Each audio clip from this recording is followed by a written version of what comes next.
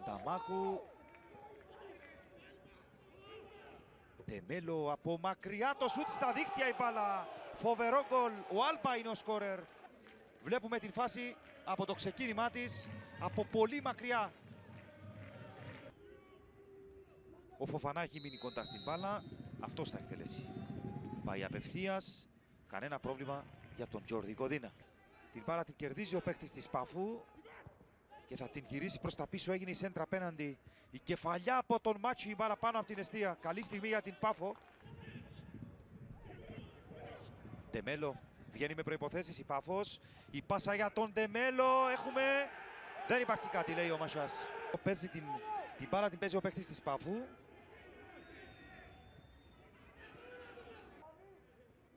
Φοφανά.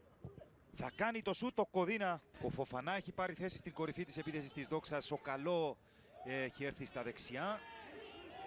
Ο Άλπα γύρισε πολύ ωραία στον μάτσο, ευκαιρία για την Πάφο. 2-0.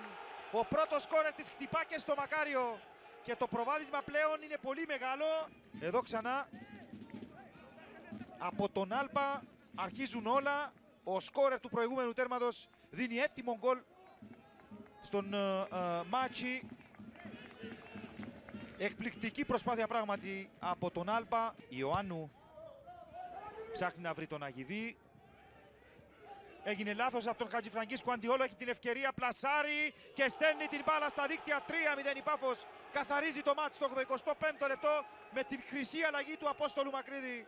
Αντιόλο, το πρώτο του γκολ στο πρωτάθλημα. Εδώ ξανά. Λάθος από τον Νεβαγόρα Χατζηφραγκίσκου και ο Αντιόλο με ψύχρεμο πλασέ στέλνει την μπάλα στο βάθος της εστίας.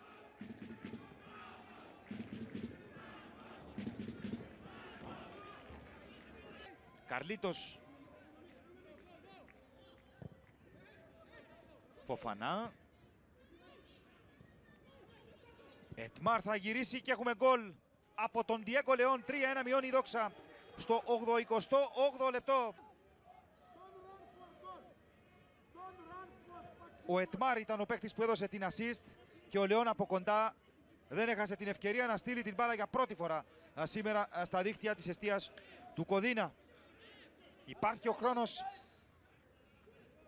για να πάρει κέρδος η Δόξα.